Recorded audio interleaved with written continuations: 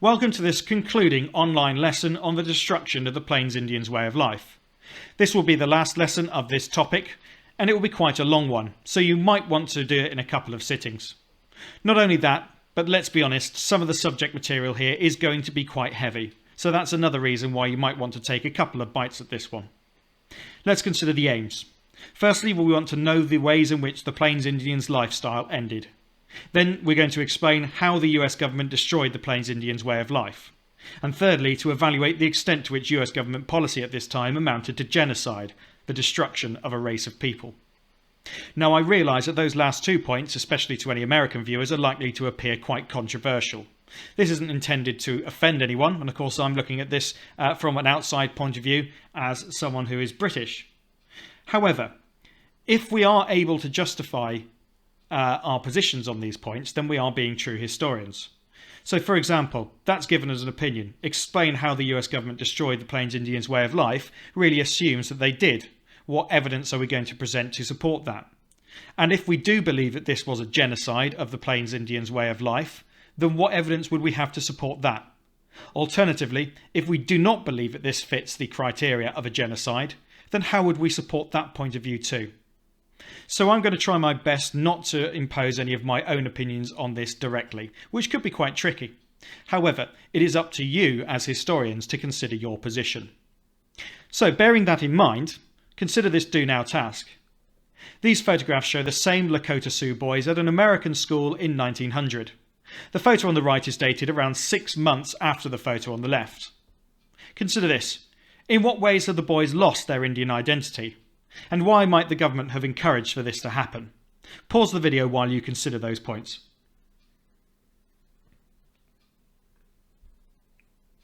Okay, one of the most obvious differences is the fact that their clothing and hairstyles have been adjusted so they look much more like people of European ancestry. Not only that, but the boys on the right are sitting on chairs. Indians didn't tend to do this, but nomadic tribes, for example, had very little need for that when the floor would do just as well. Indeed, when I taught briefly in America, I was shocked to see an older teacher refer to sitting on the floor as sitting Indian style, not a phrase that gets used in the UK, and one that seemed rather out of place when I saw it used in about 2009. So, why might the government have wanted the Indians to lose their identity in this way? Well, let's consider how these Lakota Sioux boys would have grown up within the tribe. Well, firstly, they would have had respect for the chief, and they would have felt a deep bond towards the tribe. But also remember, one of the most honourable things you could be in Lakota Sioux kind of religion and society was to be an honoured warrior. By breaking down this identity, these boys were less likely to become warriors. And by not become warriors, they would be less likely to fight back against the US government. Does that represent the destruction of their way of life? I'll leave it up to you. We're going to have a look at a case study first of all, the conclusion of which is rather aptly summed up by this photograph. What are you looking at here? Those are gravestones, or at the very least the markers where bodies were found. Notice how they are sort of retreating up a hill, like an army under attack. Notice how they cluster together in places. This is the battlefield of the Greasy Grass, or as it is known more commonly, the battlefield of the Little Bighorn. And this hill is the site of Custer's last stand. The men of Custer's battalion were wiped out, and these markers show where they fell. You really get a sense looking at this for the way that they retreated up the hill, were surrounded, and were finally wiped out by the Indians. And although the Indian people won this particular engagement, the long-term consequences, arguably, for the Indian people were to be very severe indeed. New subheading: The Battle of the Little Bighorn. This battle between the US 7th Cavalry under George Armstrong Custer was not only famous, but is arguably a turning point in how the Indians were treated. Before, the Indians were partly tolerated, but gradually moved onto reservations. After, the Indians had a simple choice: become like other US citizens, in other words, assimilate, or die. The Battle of the Little Bighorn. Some background for you. In 1868, the Second Fort Laramie Treaty guaranteed that the Black Hills would be left to the Sioux as a sacred site. In 1874, all that changed. Men building the Northern Pacific Railroad, protected by Custer's 7th Cavalry, discovered gold. Thousands of gold prospectors flooded into the Black Hills, leaving the Fort Laramie Treaty of 1868 in tatters. The Sioux rejected US government offers to buy the Black Hills for $6 million. After all, the Black Hills to them were priceless, and instead they began raiding the prospectors. The Sioux gathered around Chiefs Sitting Bull and Crazy Horse. Remember that they had not agreed to sign the 1868 treaty. President Grant insisted that from December 1875, any Sioux that had not gone back to their reservations would be attacked by the US Army. Heavy snow made moving back to the reservations impossible, but in any case, Sitting Bull said, "The whites want a war, and we will give it to them." He had 2,000 warriors and 5,000 other Indians with him, including women and children. In June 1876, they met the US Army at the Battle of the Little Bighorn. Your task then. Describe what events led the Sioux to fighting white settlers. Secondly, why do you think the US government went back on the 1868 Fort Laramie Treaty so quickly? Thirdly, what aspects of Indian life and belief do you think made them determined to fight for the Black Hills? If you want to answer those questions, press pause now.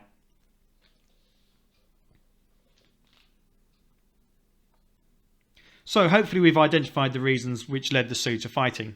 For one thing, the Fort Laramie Treaty had been broken, the Black Hills were being damaged and prospected, and indeed a railroad was being run through them, and that was against what the Fort Laramie Treaty had said about the Black Hills. They've also got the charismatic leadership of Sitting Bull and Crazy Horse. So why did the US government go back on their treaty so quickly? Well, gold is often one of the reasons here. They saw the opportunity for riches and many other natural resources within the Black Hills. It is possible as well that the US government never really took the treaty seriously in the first place. This is after President Grant's peace policy, after all, so there is a more aggressive policy towards dealing with the Indians. The Battle of the Little Bighorn. What actually happened? Well, first of all, you can find in the description a link to a video which will help you with this. I urge you to watch that before you can proceed any further with this. If you've watched the video, then let's continue. The Battle of the Little Bighorn, which occurred on June the 25th of 1876, was a shambles for the US Army. Custer and all of his men were slaughtered by their own overconfidence, Custer's arrogance, and the bravery of the Sioux. Custer's men were slaughtered because Custer's 600 men were outnumbered by 2,000 Indians. Custer had split his force into three in a doomed attempt to surround the Sioux. Custer had left behind powerful Gatling guns and did not wait for reinforcements. Not only that, Sitting Bull led the squaws, these are the women and children, to safety. Sitting Bull himself had actually recently taken part in a sundance which had left him in no fit state to fight anyway. Crazy Horse and Sitting Bull led the Indians well, with Crazy Horse leading the attack on Custer's men. Custer's men were surrounded by the Sioux. They were all killed in a last stand to defend themselves.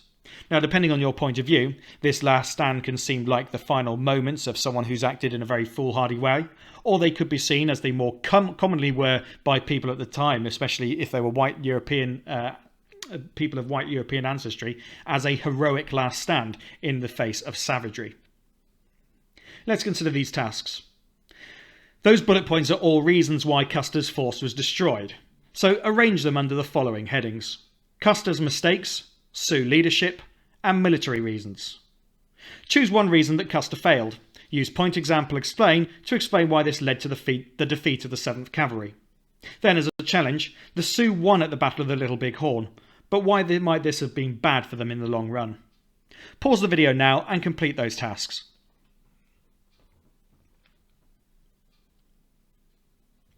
So let's consider each of those reasons. Custer's 600 men being outnumbered is really a military reason. Outnumbered forces, unless they are much stronger in terms of tactics and technology, will generally lose to a much greater force.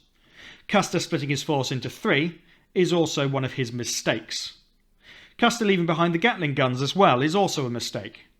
Sitting Bull leading the squaws relates to good Sioux leadership.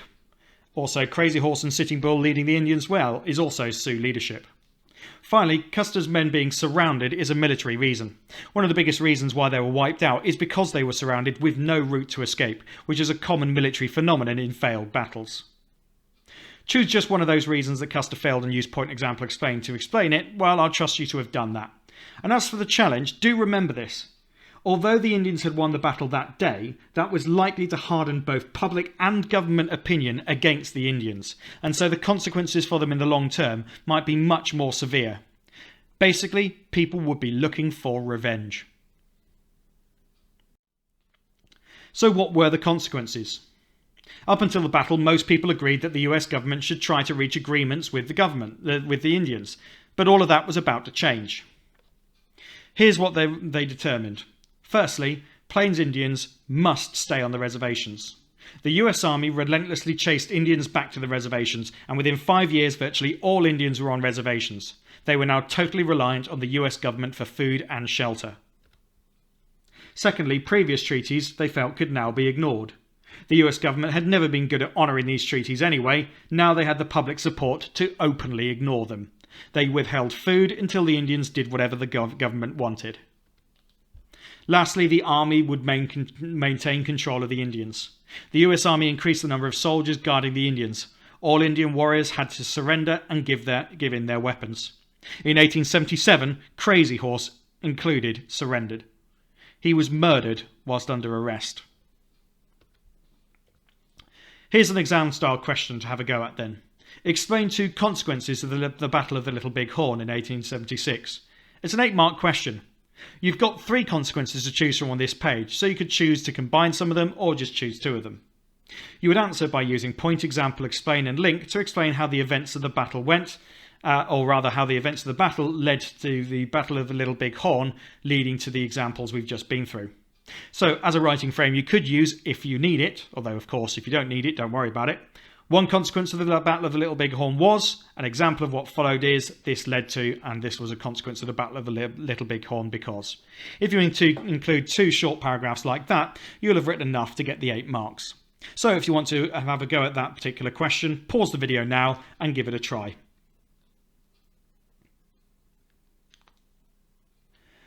Alright, whether or not you attempted the exam question, it is important that you've got some good notes on those, so make sure that before you proceed you understand what these consequences are and you've got something to revise from. We're also going to practice some source skills briefly. Source A is a painting of Custer's Last Stand by a white artist made in the 1890s, so about 15 years after the event. The artist based their work on newspaper articles that they had read relating what had happened. Bear in mind there were no survivors of Custer's Last Stand, so those reports probably didn't come from anyone who was there. On the right we can see Source B, a depiction of the battle by White Bird, a Cheyenne Indian who was present at the battle. In what ways is Source A likely to be more accurate than Source B? In what ways is Source B likely to be more accurate than Source A? And why do you think each artist chose to paint the battle as they did? What point might they be trying to make? Okay, pause the video here and consider those questions.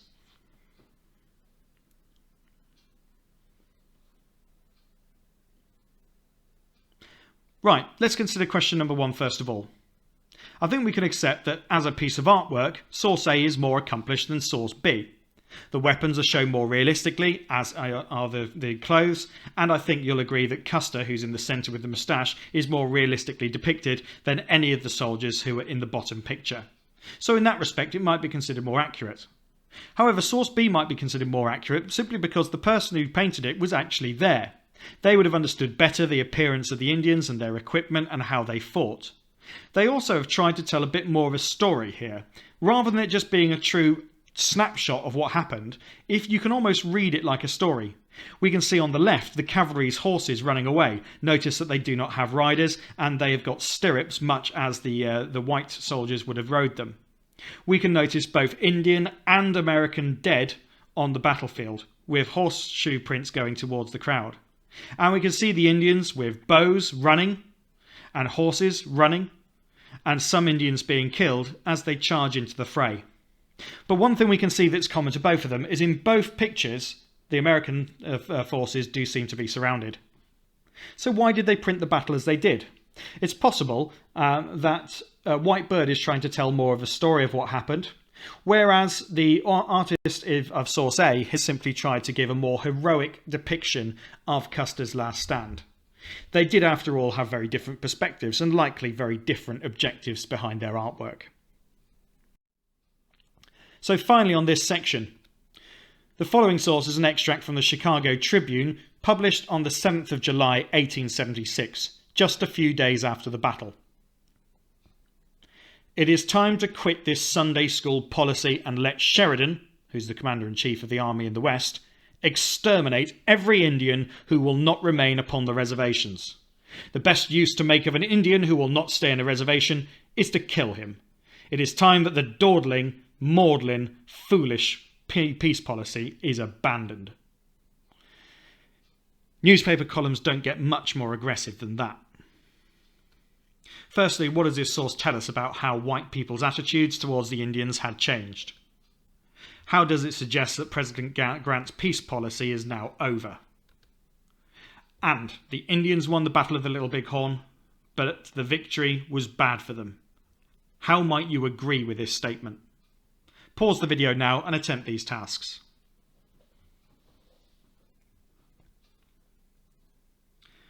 So what this tells us about how white people's attitudes changed is it shows a hardening of attitudes, and basically the attitude, at least of the person who wrote this newspaper, and remember he would have been writing for an audience that largely agreed with him, was that the only good Indian was a dead one.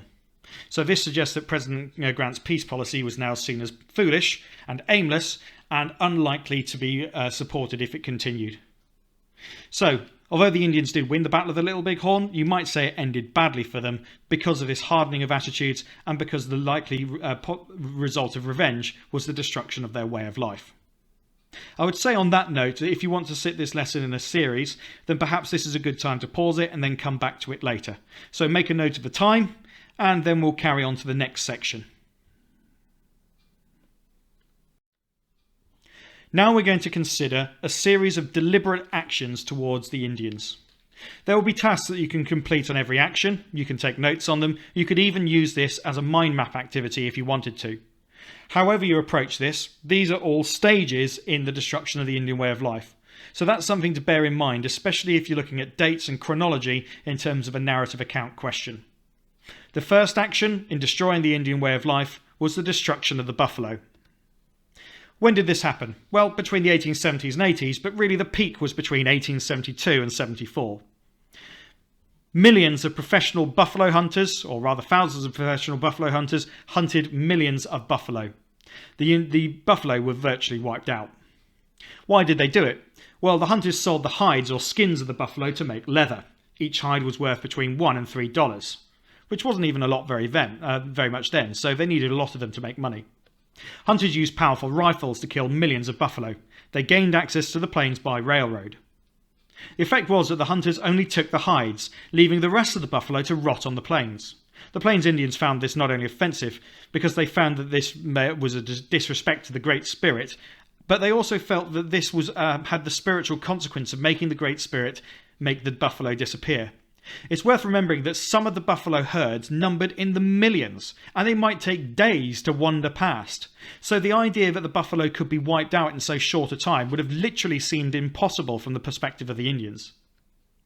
So by 1883 there were no buffalo left. They were virtually extinct. The Plains Indians had lost their main resource to support their lifestyle, and with that gone, they would have to live in a different way or die. Your tasks. Why would the destruction of the buffalo be so devastating for the Indian way of life? Remember how they used the buffalo as a resource. Make a list of the factors or reasons that made the hunting of the buffalo possible under the headings of money, technology, and hatred of the Indians. And thirdly, in your view, what were the hunters motivated by? Money or hatred of the Indians?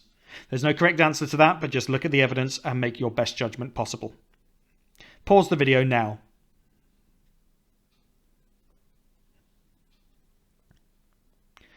So it's worth remembering that the nomadic Indians who lived on the plains relied virtually wholly on the buffalo for their clothing, for their food, and for their shelter. Without the buffalo, that way of life was doomed. In terms of the factors then, money is a relevant one because of the amount that the leather of each hide was sold for. Technology comes into it because of the railroads and the use of high-powered rifles. And hatred of the Indians comes into it because of the fact that they did this, very much knowing the consequences, and because of the way that they really deliberately disrespected the Indians' traditions by doing this. As for their motivations, I'll leave it up to your opinions. We're now going to move on to action number 2. Before we do so, we're just going to quickly consider some more points about the destruction of the Indians. These sources will just shed a little bit more light on it, so I decided to add this in quite late on. In source A, we can see a pile of thousands of buffalo skulls. There's probably somewhere around 30,000 skulls there, possibly more. This is near a bone processing plant in the 1880s. Just think of that. There are loads of skulls there, and every single one of them represents a buffalo that had been killed fairly recently up until the time this picture was taken. Then source B, tourists hunting buffalo from a train. Railroad companies actually sold tickets for such hunting exhibitions as pleasure trips. The train didn't even need to necessarily stop. Firstly, describe the content of both sources, and then in what ways do these actions show a disrespect to the Indian way of life? Pause the video and give those questions some thought.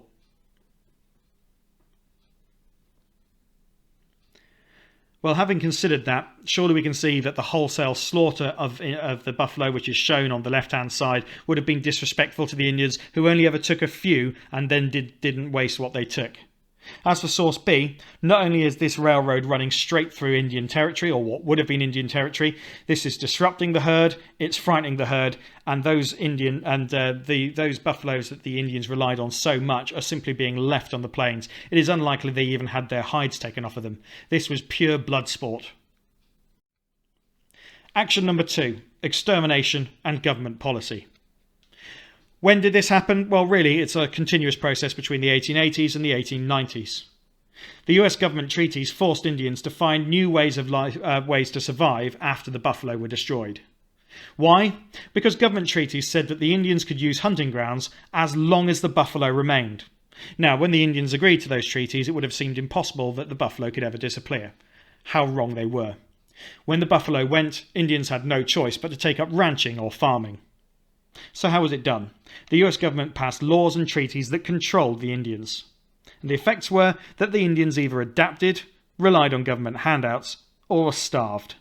This meant that the Indians were reliant on the US government to survive, so had no choice but to do as their government wanted. Describe 2 consequences of the extermination of the buffalo on the Plains Indians. You could write this as an exam task, or you could just write a shorter version. Some US citizens wanted to pass laws to protect the buffalo, but President Grant blocked these laws. Why do you suppose he did this? While you're making any relevant notes and completing those tasks, you can pause the video.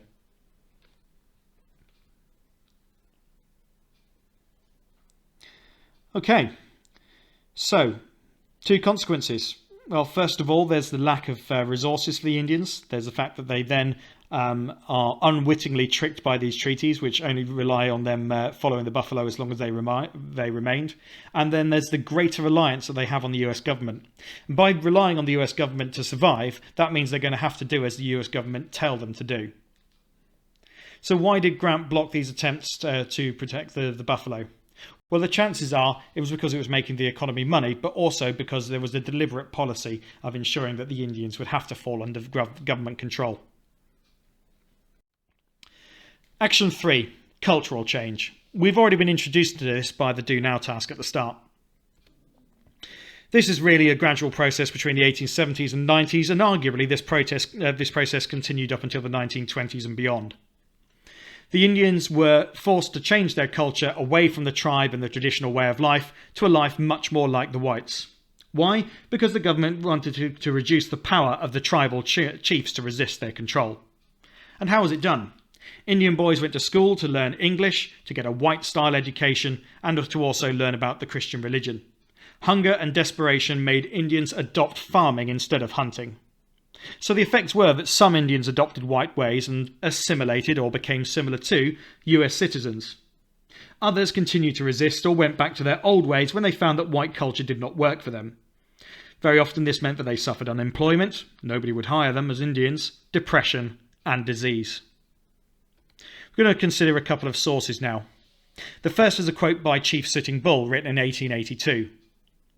"The life my people want is a life of freedom, I have seen nothing that a white man has, houses or railways or clothing or food, that is as good as the right to move in the open country and live in our fashion. Then we've got a quote by Plenty Horses, who was an ex-Indian school pupil. This was recorded in 1888. I found that the education I'd received was of no benefit to me. There was no chance to get employment, nothing for me to do to earn a living or remain with the whites. It disheartened me, and I went back to live as I had before going to school. Your task then. Describe 3 ways in which the Indians were encouraged to adopt white culture. Secondly, read those quotes. Why would white Americans find Sitting Bull's opinion hard to believe? And why would Plenty Horses be at risk of depression and unemployment? Pause the video now while you attempt those tasks.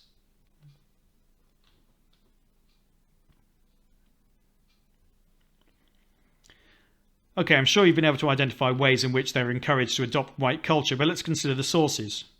I think first of all, for Sitting Bull's source, the idea that the white European ancestry people would have had is that houses, railways and white-style clothing was just better than what the Indians had. They saw technology as progress, much in the same way as most people do today.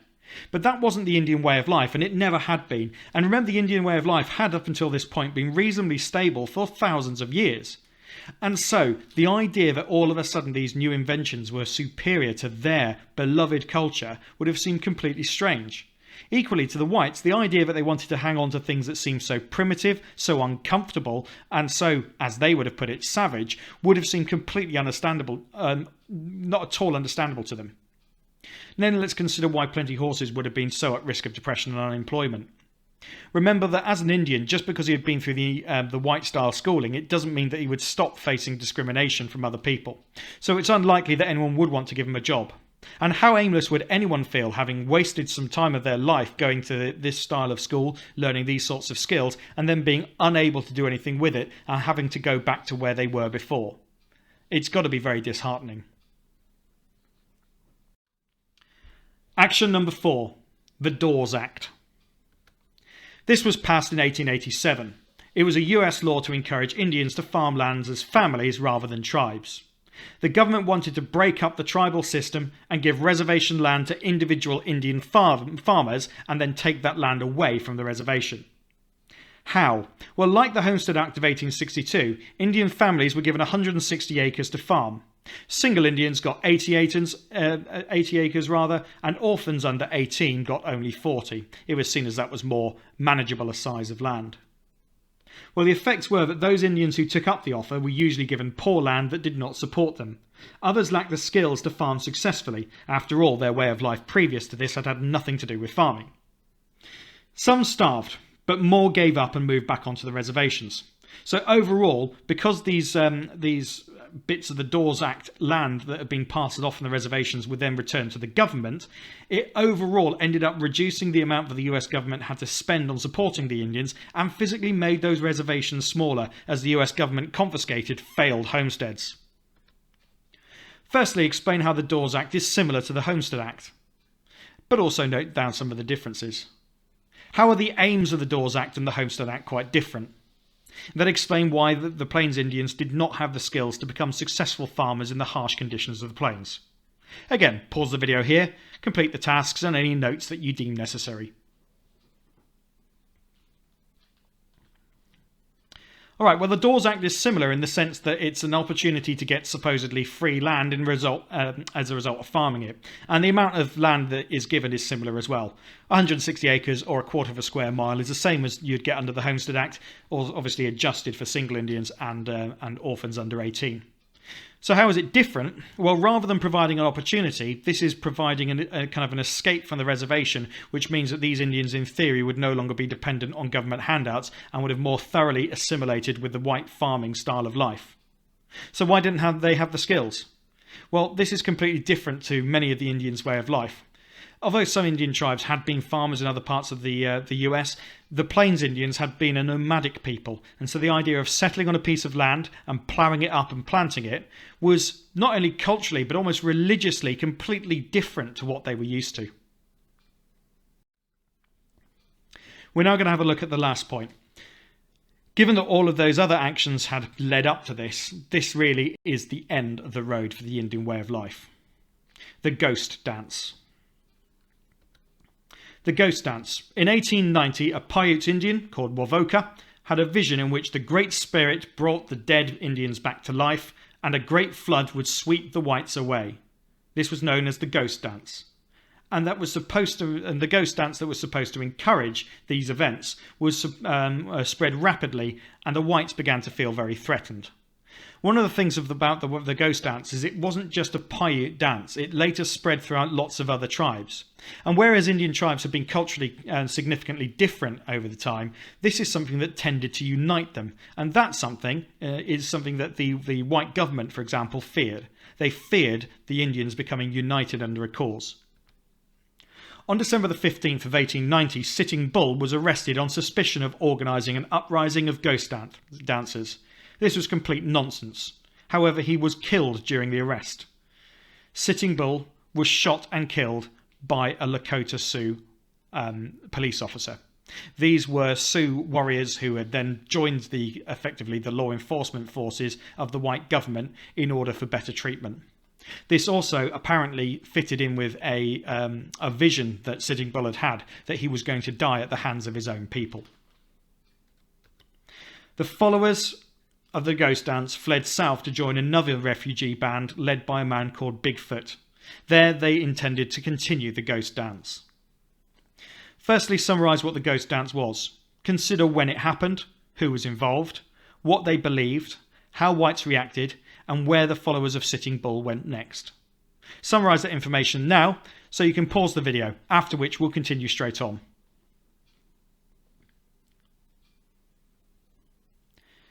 Okay, so we should have seen that when it happened was in 1890, that's when it began. It was originally developed by a Paiute Indian called Wovoka, although Sitting Bull was later implicated into it too. They believed that the ghost dance would encourage a great flood that would sweep the whites away and bring the dead back to life. The whites would have reacted with fear to this, as it was an idea that began to unite different Indian tribes. And the followers of Sitting Bull went to join Bigfoot next. One final point to make before we move on. Consider that tradition, the idea that the dead would come back to life and the whites would be washed away by a great flood. Does that remind you of anything? What it should remind you of is the Christian tradition, the idea that people would come back to life in the afterlife in heaven. That's very much linked with the Christian tradition as well. And what about the flood? Well, when you consider the story of Noah's Ark washing away the sins of the world, this is a similar idea. Indeed, elements of Christianity, due to the process of assimilation and missionary work, was beginning to intertwine itself within Indian culture as well. The Massacre at Wounded Knee. On December the 29th of 1890, the last big clash between the US Army and the Indians happened. It was very one-sided. I will say that at times this is referred to as the Battle of Wounded Knee. However, when we look at it in context, we can see that it isn't a battle in the traditional sense, because this was not an even fight. Chief Bigfoot and the Indian refugees were halted by the 7th Cavalry. Yes, the same 7th Cavalry unit that 15 or so years ago had been led by Custer. The cavalry tried to take a Sioux warrior's weapons, other Indians began a ghost dance, and in the confusion a shot was fired, although the exact circumstances of this are confused. Around 250 Indians, mostly women and children, were massacred by the 7th Cavalry. Describe the events at Wounded Knee. Why is it significant that the 7th Cavalry were the unit that confronted the Indians? And can revenge ever justify such a massacre? Before you can answer these questions, you might want to watch a short video that I've attached as a link in the description. It's worth seeing this as it puts into perspective what happened at Wounded Knee. If you're unable to do that though, consider the photograph at the top. This shows members of the 7th Cavalry in their winter clothing standing in victory over a mass grave. Meanwhile, the frozen bodies are being piled in. Pause the video now and complete the tasks.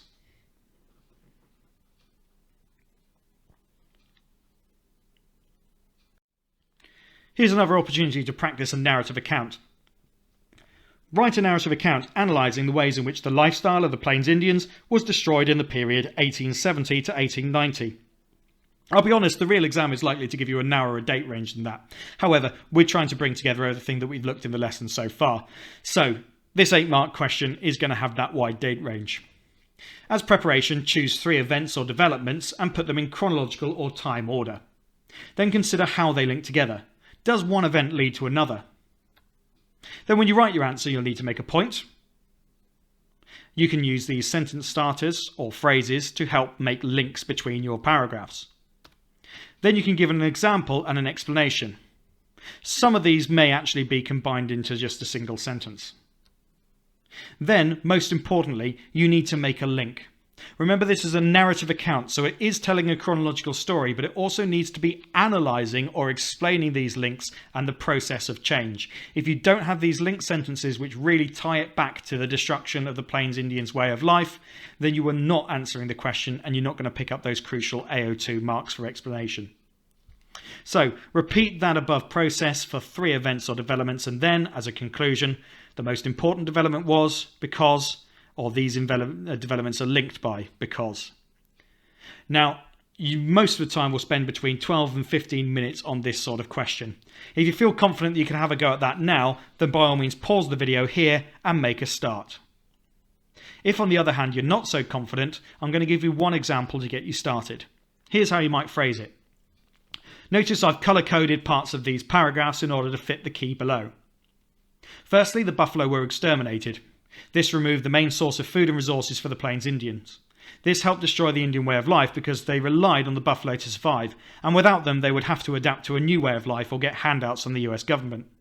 This led to the moving of the Indians on reservations. This allowed the US government to control the Indian way of life and force the Indians to change the way that they lived, and then I would go on to continue how that happened. So that's an example of how you do it. So whatever stage you're at, if you're going to attempt this question, now is the chance. Between 12 and 15 minutes only. Pause the video now and good luck.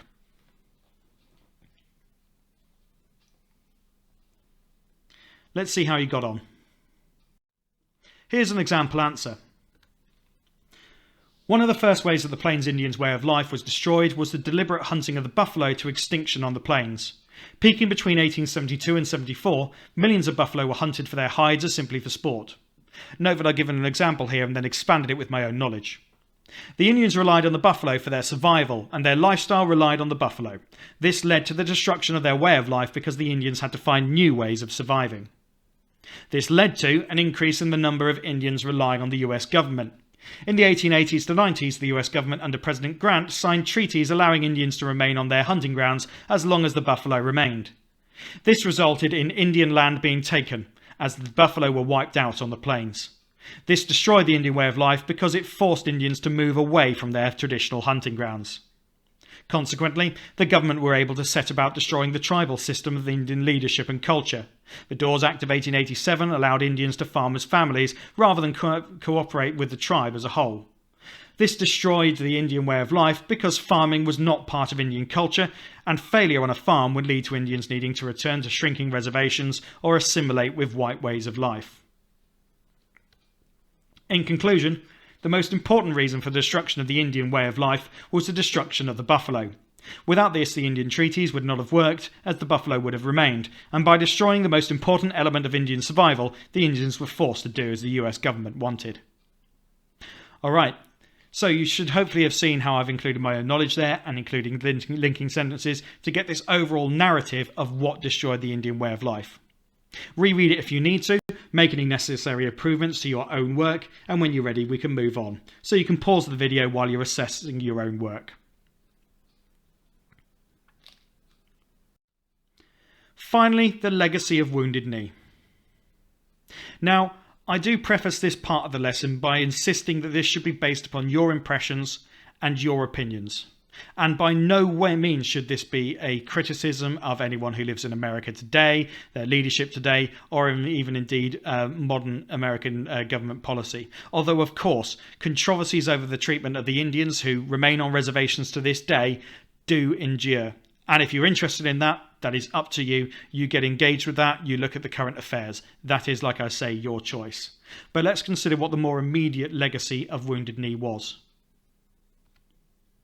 The ghost dance reflected the desperate hope of the Indians that supernatural powers would save them. They did not. The Wounded Knee Massacre reflected the fear that white people had that the Indians would rise up after their terrible treatment. After Wounded Knee, they could not. Most of the American public saw Wounded Knee as revenge for the Battle of the Little Bighorn. They saw the Indians as savages, and that had to change, or suffer the same fate as the Indians at Wounded Knee. In 1890, the Indian frontier was declared closed. Nowhere in the US belonged to anyone but the USA. From that point of view, the West was won. So consider these tasks. Genocide usually means the extermination or attempted extermination of a whole group of people or their way of life. The Indian peoples were not exterminated. Indeed, in certain ways, their people and their culture still exist and still survive.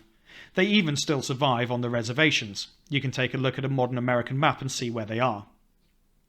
But their way of life was in many ways destroyed. Do you consider this a genocide?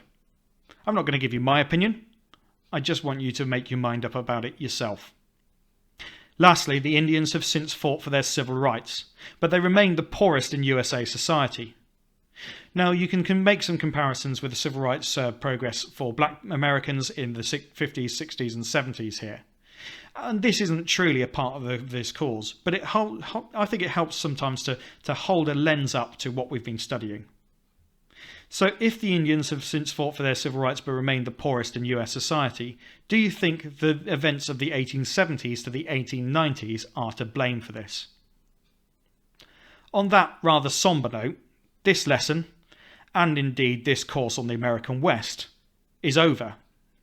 I do hope that these videos have been of use to you, that you've learnt from them, and that you are now keen to extend your studies and to revise and do really well with whatever you choose to do next, whether that's an exam or just learning more about history. So I'll say thanks very much for taking part in this. Thank you for watching this video and completing the tasks, and if it has been useful to you, then please do like this video and subscribe to the channel and spread the word. On that note, goodbye.